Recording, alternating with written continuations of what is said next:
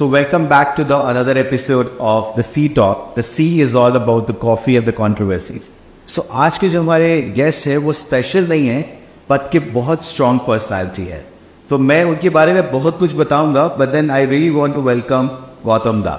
सो इनकी personality speaks करती है. It's just a kind of the ACP of Calcutta but उसके साथ साथ he is one of the finest person I've ever seen. तो while we were having a conversation, तो मुझे पता चला he is very artistic. He loves painting. He was a martial art, the practice person. At the same time, he loves to do whatever he feels like at his own work. ये versatile जो होता है ना वो बहुत कम लोगों में होता है. So we welcome you Gautam Da to the show. Thank you. Good morning to you and good morning to your viewers also. So जो लोग हमें देख रहे हैं तो मैं आपको बता दूं. So this show is powered by the Skill Pro India. And आज का स्पेशल हमारा बहुत ही खास है and because we are going to talk about few aspects of the society जहां पे youth involvement towards the community development is one of the aspect जिसके बारे में मैं बात करना चाहता हूं. सो सबसे पहले गौतम दा, ये जो मतलब हम जो आपको पर्सनली नहीं जानते हैं, ये जो आर्टिस्ट वाला जैसे मैं आप नहीं जानता था, ये इंस्पिरेशन कैसे मतलब ये पेंटिंग एंड देन मैं थोड़ा डिफरेंट बात कर रहा हूँ अदर देन दिस. तो ये पेंटिंग एंड देन ये मार्शल आर्ट्स, इसके पीछे मतलब ये इंस्पिरेशन कैसे आती है? एक्चुअली जब स्टॉलो आर्ट को देखता है ना, जब मेरा बचपन में मैं ब्रूस ली को देखा तो ब्रूस ली को देखा इतना ब्रूस ली का सारा फिल्म देखा तो बनना चाहते वो ब्रूस ली जैसे मार्शल आर्टिस्ट बन जाए. तो कैराटे कोर्स में भर्ती हुआ. उसके बाद मैं कैराटे का बेल्ट मिला और आर्ट का बाड़ी में मेरा जो टीचर थे पहले जो मधुसूदन बंदोपाध्याय अभी गुजर गया, मेरा पिताजी भी उनका पास student. He was my first inspiration of art. Absolutely. So ये definitely one of the very strong personality in Calcutta. So मेरा ये मानना है, मेरा एक सवाल है आपसे गौतम दा कि जो लोग जो यूथ है वो the age bracket of 21 to 30, तो वो लोग करियर के ऊपर में बहुत ज़्यादा उनका एम्फेसाइज होता है. करेक्ट. सो उनको ऐसा लगता है कि to be a police professional officials या फिर इस डोमेन में आने के लिए मतलब बहुत कठिनाई होता है मतलब काइंड ऑफ. तो मैं चाहता हूँ कि आप उनको थोड़ा सा कुछ एडवाइस दें कि अगर उनको अपना एज अ करियर देखना चाहते हैं to become one of the police professionals, तो उनको क्या क्या प्रैक्टिसेस करना पड़ेगा और अपनी क्या क्या प्रैक्टिस लिया था इनिशियल डेज में? एक्चुअली क्या हुआ है, पुलिस जॉब में आने के लिए डिफरेंट स्टेप्स होता है. जैसे डायरेक्ट कांस्टेबल में रिक्रूट होता है, उसका बाद direct sergeant sub inspector ji, उसका बाद direct WBPS West Bengal police force, next IPS Indian police service में. एक जॉब होता है डिफरेंट स्टेप्स में आने के लिए डिफरेंट एजुकेशन क्वालिफिकेशन और different physical alertness and mental alertness का जरूरत पड़ता है. इसलिए खुद को प्रिपेयर करना.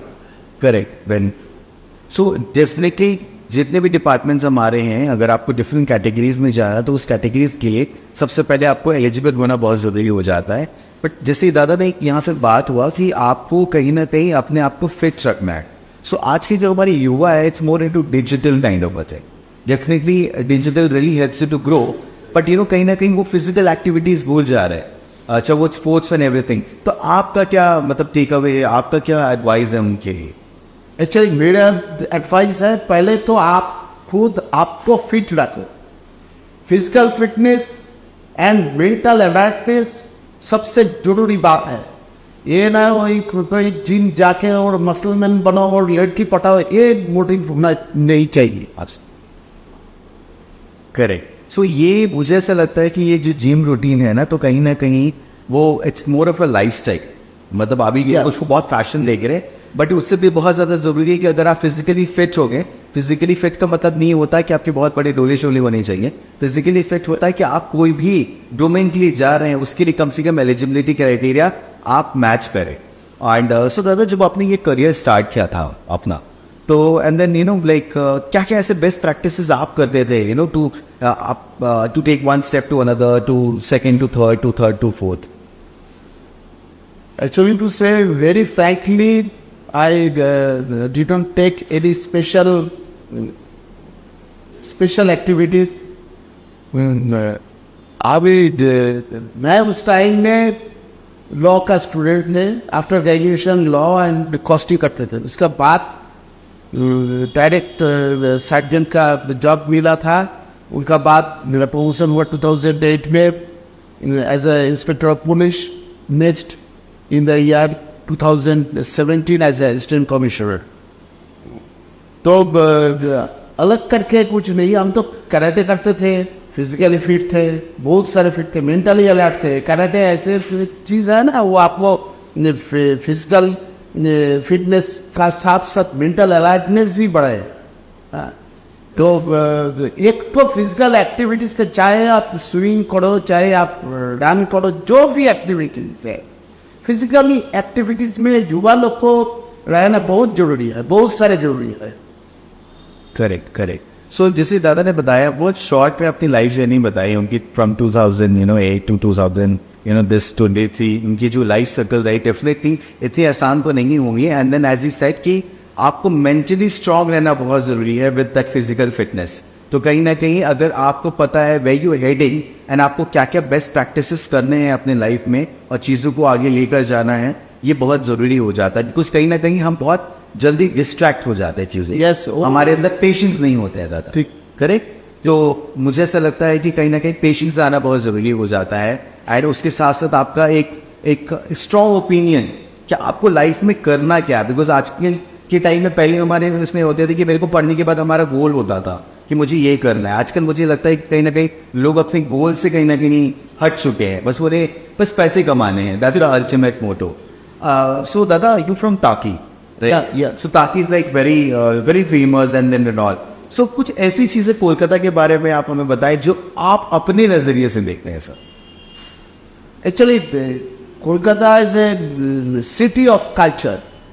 यहाँ का जो लोग है बहुत कल्चर को बहुत सारा मानता है. करेक्ट. पहले कल्चर को ये लोग मानता है, पहले कल्चर को, उसका बाद ये लोग इतना पैसा कमाने का पीछे नहीं दौड़ता है. खास करके बंगाली लोग हैं ना, ये लोग पहले हम लोग का बचपन से हमारा जो पेरेंट्स जो है वो कभी नहीं बोला है पैसा कमाओ पैसा कमाओ पैसा, एक कभी नहीं बोलता है. वो बताता है ठीक से लेखा पढ़ा पढ़ो और बाद में अच्छा से चाकरी ढूंढो, यही बताता है. करेक्ट. राइट. सो अभी ये जो जनरेशन है, आप अभी देखिए कि हर जगह ट्रैफिक्स को लेकर बहुत है. मुझे ऐसा लगता है पर्सनली, बिकॉज मैं 8-11 पूरा हूँ, सो ट्रैफिक के जो सिस्टम्स है मुझे ऐसा लगता है हमारे कोलकाता में बहुत सिंपल एंड बहुत साधारण हिसाब से बताया गया है. And then people do follow it. But बहुत जगह में ऐसे बहुत क्योटिक सिचुएशंस हो रहे हैं जहाँ पे यूथ्स आर एक्चुअली नॉट, वो इनको पता होता है उन्हें क्या करना है बट वो करते नहीं है. दैट्स अगेन द प्रैक्टिसेस हम कमिंग. तो उनके लिए अब क्या एडवाइस. वो लगता है कि कहीं ना कहीं मतलब हमें बहुत प्रेशर दिया जाता है. तो मेरा ये मानना है कि अगर आप डेफिनेटली हेलमेट नहीं पहन रहे हैं तो it is about your safety. तो प्रेशर पे से तो वो सारी चीज़ों में आप क्या कहना चाहते हैं ये वक्त. एक्चुअली बहुत अच्छा क्वेश्चन किया. आप जो बोला वो ट्रैफिक, हेलमेट तो पहनना चाहिए अपना सेफ्टी के लिए. एब्सोल्युटली. एक्चुअली ये पुलिस का डर से हेलमेट पहना है, ये तो ठीक सही बात नहीं. जो पुलिस पकड़ेगा, लाइसेंस करेगा, केस करेगा, फाइन होगा, ये तो बात नहीं. करेक्ट. वो अपना खुद अपने के लिए, अपना सेफ्टी के लिए, अपना सुरक्षा के लिए हेलमेट पहनना चाहिए. करेक्ट. सी मैं इसमें थोड़ा सा एनलाइटमेंट डालना चाहता हूँ कि जो भी चीज़ आप देख रहे हैं ना, आपको पता होता है बट देन कहीं ना कहीं हम फॉलो नहीं करते हैं. और it's a very simple norms की सिर्फ दिखाने के लिए नहीं होता कुछ भी. तो ये आपके सेफ्टी के लिए होता है. एंड कहीं ना कहीं आपको जब रोका जाता है वो सारी चीज़ों को नहीं करने के लिए, तब आपको लगता है कि पुलिस ऑफिशियल्स कहीं ना कहीं आपके ऊपर में बहुत हावी हो जा रही है, जबकि ऐसा नहीं है. आप सिंपली अगर देखें तो जो प्रोटोकॉल्स है कम से कम वो प्रोटोकॉल्स को मेंटेन करें. हाल में ये देखा गया कि कहीं ना आजकल ये जो छोटे छोटे मीडिया हाउसेज है, कहीं ना कहीं बस कैमरा लेकर बहुत जाते हैं एंड वो चीज़ों को बहुत मिसबिहेव में लेकर जा रहे हैं. जनता को सपोर्ट करना अच्छी बात होती है बट गलत चीज़ों में जनता को सपोर्ट करना मुझे ऐसा लगता है अच्छी बात नहीं होती है. तो आप जब भी देखिए कि ट्रैफिक अवेयरनेस कैंपेन्स होते हैं या फिर कहीं पे ऐसा ऑल्ट होता है जहाँ पे ये युवा को रोका जाता है, ये एक पेनाल्टी दिया जाता है जो कि एक नॉर्म्स है.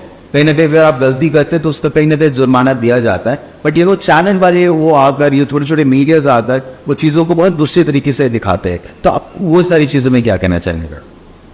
एक्चुअली उन लोगों को हम बताएगा जो थोड़ा सा क्या बोलेगा, वो थोड़ा सा समझने का कोशिश करो। Correct. Actually Calcutta is a very very big city. इधर प्रॉब्लम क्या है, रोड स्पेस एक तो मॉडर्न सिटी का जो होना चाहिए कलकत्ता में नहीं है, उसका ऊपर इधर कोई सोशियो इकोनॉमिक प्रॉब्लम है। बहुत सारा आदमी वो रोड का ऊपर उसका पेट चलाने के लिए, धंधाबाजी करने के लिए उस रोड का ऊपर आ जाता है, फुटपाथ ऑक्यूपाई करता है। फुटपाथ का ये social economical problem, social financial problem भी, ये लोग को हटाना शब्द इतना आसान नहीं है जी। तो इसीलिए जो पुलिस को जो प्रॉब्लम फेस करना पड़ता है, ये तो बहुत सारा इसका प्रॉब्लम का ऊपर ट्रैफिक पुलिस इतना अच्छा काम करता है, इतना अच्छा काम करता है, तो हम क्या बोलेगा। तो आप ही खुद फन हुआ तो इसका ऊपर एक दो तो छोटा घटना अगर घट जाए तो भी आप सोच लीजिए जो ऐसा नहीं चाहिए। ऐसा नहीं है जो पब्लिक है उसको आप टेम्पटेड करो, उसको ये करो, पुलिस का पीछे लगा, तो ये बात सही नहीं है।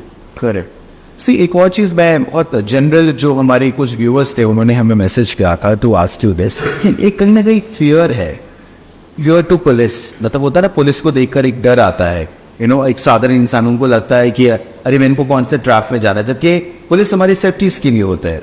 बट वो वो करके वो डर आ गया है।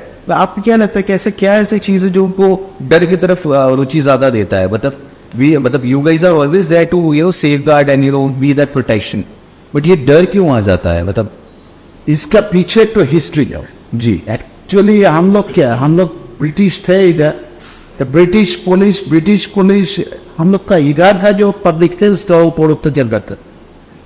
उसका बाद माओइस्ट मूवमेंट हुआ, नक्सल मूवमेंट का टाइम में भी वो लोग समझा जो पुलिस जो है ये हम लोग का शत्रु है, तो पुलिस को मारो। इसका पीछे जो पॉलिटिकल पार्टी भी जो गवर्नमेंट रहता है और जो अपोजिशन में होता है, तो अपोजिशन जो गवर्नमेंट की में है, जो पार्टी इसके साथ जो लड़ाई करता है उसको सामने उसको प्रोटेक्ट करता है पुलिस। तो पुलिस हम लोग का शत्रु है। तो ये जो मेंटालिटी है ना, ये बचपन से ही पैदा कर देता है। करेक्ट। ये बात सही नहीं है। हम लोग पुलिस पर्सन आप लोग का फ्रेंड है। Police is the friend of the society.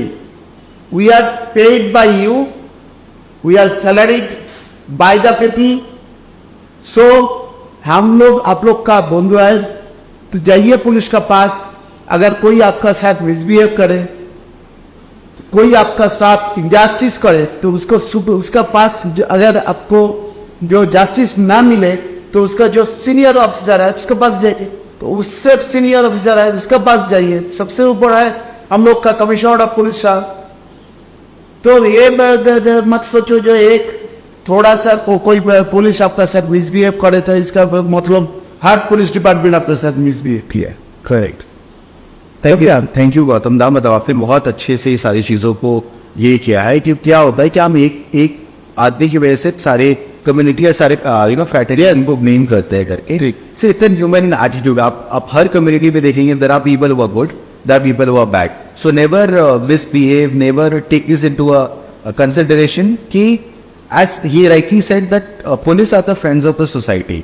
आप अगर उनको जेन्युइनली समझते हैं, आज सारे नॉर्म्स को फॉलो करते हैं, तो मुझे ऐसा पर्सनली लगता है कि आपको फेयर का कोई जरूरी नहीं होता। डर कहाँ पे आती है? जब आप कहीं पे गलत करते हैं। तो सबसे पहले वो आप खुद के अंदर में देखिए कि आपके अंदर में किस चीज का डर है।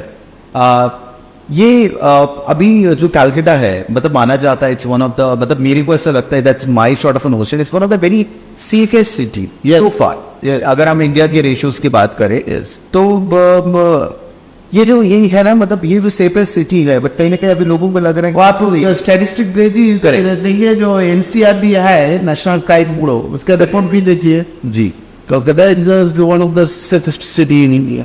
करेक्ट। तो इस चीज के ऊपर में थोड़ा सा आप एनलाइटमेंट, मतलब क्या ऐसी चीज है जो हमें सेफेस्ट बनाती है, और क्या ऐसी चीज है जो हमारे दर्शक देख रहे हैं as an citizen of that India, उनको क्या प्रोटोकॉल्स एंड प्रिकॉशंस लेनी चाहिए to maintain that safest city? Actually क्या है, सेफेस्ट सिटी है, इसका पीछे सबसे बड़ा जो कारण है वो है यहाँ का जो आदमी लोग होता है ना, वो बहुत ठंडा है।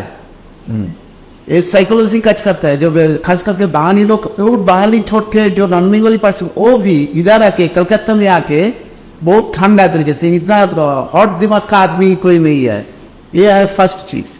करेक्ट। इधर ये जो सिटीजन्स का मेंटालिटी सबसे बड़ा चीज। करेक्ट। और कल्चर से भी है, कल्चरली ये लोग बहुत एडवांस्ड है कलकत्ता। इसके ऊपर तो सबसे और एक पीछे है, खुद आसानी के साथ खाना मिल जाता है, इतना सस्ता इंडिया में कोई पे नहीं है। बहुत कम पैसे में आप जनरली अपने नीडिंग्स को वो कर सकते हैं। आप 50 रुपया में अच्छा से थाली मिलता है।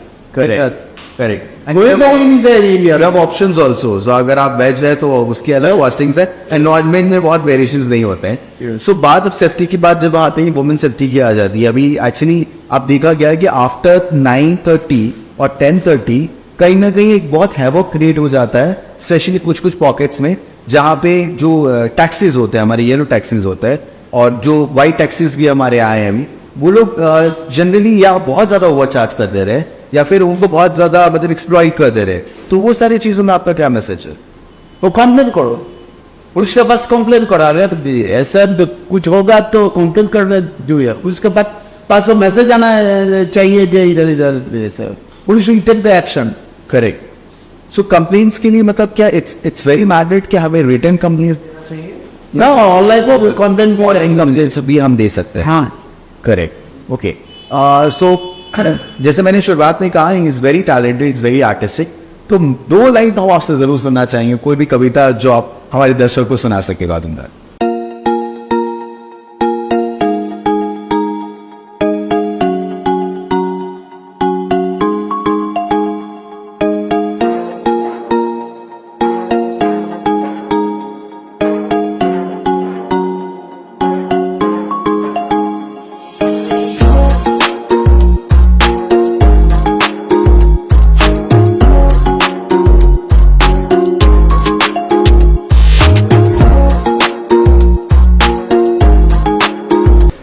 Okay, so without any wait, so finally you will be enlightened with this kavita. So Gautam da, over to you. আমার লেখা একটা কবিতা আমি শুনেছি, কবিতাটা বাংলা কবিতা। কবিতাটা আমার বৃষ্টি ভেজা দুপুর, বুকের ভিতর বাষ্প জমে, আকাশ ভরে মেঘে, বৃষ্টি ভেজা দুপুর আমার মেঘমাল্লার রাগে। আমার বৃষ্টি ভেজা দুপুর আমি তোকেই দিলাম, তুই ইচ্ছা হলেই ভিজিস, তুই বৃষ্টি ভালোবাসিস। বর্ষা আসুক, বৃষ্টি ঝরুক, ভিজতে থাকুক মন, ভিজতে থাকুক টৈটম্বুর, ভিজুক অনুক্ষণ। ভিজতে গেলে ভিজতে হবে, তবেই ভেজার মানে। ভেজার মতো ভেজা ভিজতে কজন জানি। আবার বৃষ্টি ভেজা দুপুর আমি তোকেই দিলাম, তুই ভিজতে ভালোবাসিস, তুই ভালোবাসায় veggies. Thank you so much. I think it's all about perfect kavita for this particular season. अभी रेनी सीजन है, बारिश का मौसम है, एंड ये बारिश के मौसम में अगर ये कविता अगर आप सच में बंगाली जानते हैं, so you will fall in love with this कविता। तो ये इंस्पिरेशन कैसे आ जाती है, मतलब कैसे है, मतलब आप ऐसे अचानक से लिख लेते गौतम दा, या फिर एक्चुअली कविता जो है ना वो खुद से आता है, कोई इमोशन आता है। करेक्ट। कभी कभी ऐसे होता है मॉर्निंग वॉक में गया और कविता का 2-3 लाइन Correct. तो चाहे ऐसे तो क्या किएगा, मेरा व्हाट्सएप में लिख के रखता है, बाद में कंपोज करता है ऐसे ऐसे। एक्चुअली इमोशन है। Correct. Everything is about the poetry is your emotion, nothing but your emotion. Correct. जब इमोशन आता है तो इमोशन का ठीक से पकड़ना चाहिए, और पकड़ने के लिए थोड़ा सा वर्ड चाहिए। एग्जैक्ट। और आपको सबसे बड़ा चीज है, आपको इमोशनल होना चाहिए। करेक्ट। मेरे सोसाइटी में इसलिए वो किसके ऊपर अत्याचार होता है, किसने कैसे होता है, ये जो जब इतना है, इधर कोई रेप हो गया है सर मुड़ीपुर में होता है, इधर होता है, ये जो इमोशनल चीज आता है ना, तो इमोशन क्या बोलेगा, इमोशन में आप खुद ही भिजोगे, खुद ही भिगोगे। सो ये ना मतलब मुझे आपकी बात से एक बहुत अच्छी चीज सामने आई है। हम हमेशा पुलिस ऑफिशियल्स पे ऐसे देखते हैं ना, अच्छा they very strict, they very strong in the ground rules, but नहीं, there also human beings, so they understand emotions, they understand love, the affections and everything. आप डेफिनेटली उनके साथ कोडियल रहेंगे तो आप भी कोडियल मैसेज पाएंगे सोसाइटी के लिए। जाते जाते मैं शुक्रिया करना चाहूँगा हमारे तमाम पार्टनर्स का जिन्होंने हमें सपोर्ट किया, खास करके स्किल प्रो इंडिया वो has been into the powered by, and last but not the least जो भी हमारे व्यूअर्स हमें देख रहे हैं super news 24, please like, subscribe and comment जरूर करें। एंड ज़्यादा से ज़्यादा ये मैसेज, ये पॉजिटिव मैसेज है, ये कोई कॉन्ट्रोवर्सीज ये नाम की है, बट देन हम यहाँ पे कोई दूसरी कॉन्ट्रोवर्सीज नहीं करने चाह रहे, वो कॉन्ट्रोवर्सीज को क्लियर मैसेज देना चाह रहे हैं कि कॉन्ट्रोवर्सीज का मतलब ये नहीं होता कि आप नेगेटिव एस्पेक्ट्स के ऊपर में बात करें, it's always the positive, because our challenge is always about creating the positive aspect of the society. And to our thank you note to Gautam Da for being such an inspiration. जो generally उन्हें जानते हैं, they know Gautam Da as a person, very humble, and then he is very strong with his duty. आप duty में बहुत उनको strong देखेंगे, बहुत adamant देखेंगे, but then as a person is very gem of a person, and we are very blessed to have you on the show. And so last but not the least, आप जो हमारे last जो viewers है उनको कुछ ऐसे message देकर जाए ताकि वो अपनी जिंदगी में एक नई शुरुआत की आशा दे। है एक्चुअली हमको जो आप लोग देख रहे हैं ये थोड़ा सा different personality, correct, switch on switch off करना पड़ता है, correct. As a police officer has to be very strong to fight against the crime, correct. मैंने 13 साल एसटीएफ में थे, स्पेशल टास्क फोर्स में, तो बहुत सारा टेररिस्ट के ऊपर पुलिस के ऊपर कम करना पड़ते, तो उस टाइम में हमको बहुत स्ट्रांग होना पड़ता। लेकिन अभी मैं जब सोशल वर्क करता है तब डिफरेंट पर्सन, जब पोएम कंपोज करता है तब तो डिफरेंट पर्सन, जब पेंटिंग करता है तब डिफरेंट पर्सन, जब मार्शल आर्ट का प्रैक्टिस करता है तब डिफरेंट पर्सन। तो खुद एंजॉय करो, life is one, only and one, and age is nothing but a number. कोई एज का बारे में फिक्र मत करो, एंजॉय करो, जस्ट लाइफ का एंजॉय करो, खुद पे खुद सब कुछ आ जाएगा। Have a nice day.